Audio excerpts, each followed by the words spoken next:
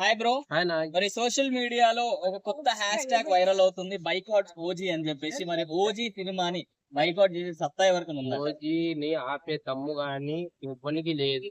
హ్మ్. ఓజీ అంటే ఆ పేరులో ఒక దమ్ము ఉంది.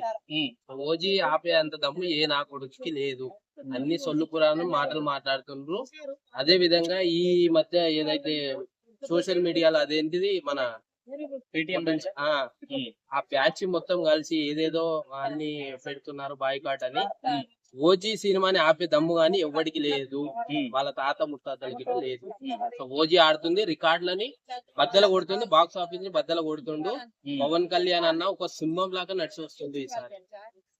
అసలు మ్యూజిక్ ఇన్నావా అన్న, గుండెల్లో దడబుడుతుంది అన్న. అట్లా ఇచ్చిండు తమనన్న, మ్యూజిక్ ఇచ్చి పడేసిండు. ఓజీ రికార్డులు బద్దలు కొట్టడానికి ముందుకు వచ్చింది. ఆపే మొగతనం ఏ నా కొడుకుకి లేదు. సో ఇప్పుడు 25th రోజు ఎలా ఉండబోతున్నాయి? థియేటర్స్ నిండిపోయి అసలు మామూలుగా కాదు, సీట్లు చింపేస్తారు. థియేటర్ లో పగిలిపోతున్నాయి ఈసారి, అది రాసి పెట్టుకుని అన్న డౌట్ లేదు.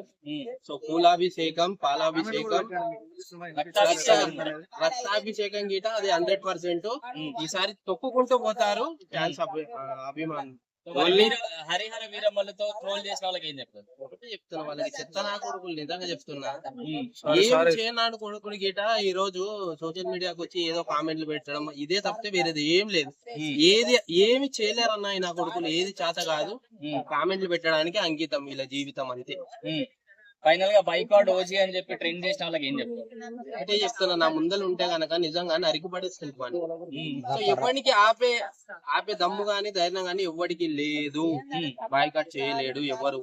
ఏదో రాజకీయంగా కుట్ర చేయొచ్చు కానీ ఇది ఈ రోజు పవన్ కళ్యాణ్ అన్న గెలిచిన రాజకీయ కుట్ర ఏదైతే ఉందో దాని వల్ల బాయ్కాట్ ఓజీ అంటాం కానీ ఎవరు ఏం చేయలేడు. Super, thank you.